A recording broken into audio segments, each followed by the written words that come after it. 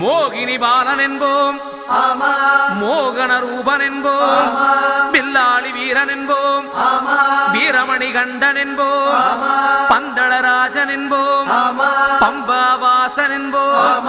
கலியுக வரதன் என்போம், காந்தமலை வாசன் என்போம், சத்குருநாதன் என்போம், சாந்த சரூபன் என்போம், ஆனந்த சித்தன் என்போம், ஹரிகர சுதன் என்போம், ஈசனுக்கு மகனாம், ஈடில்லா தெய்வமாம், குழந்தையாய் இருப்பானாம், பக்தர் குறையை எல்லாம் தீர்ப்பானாம், ஏழைக்கு அருள்பவனாம், நம்ம குல சுவாமியாம். அப்படிப்பட்ட சுவாமி ரொம்ப சிறுசையா, ஆனா சக்தி ரொம்ப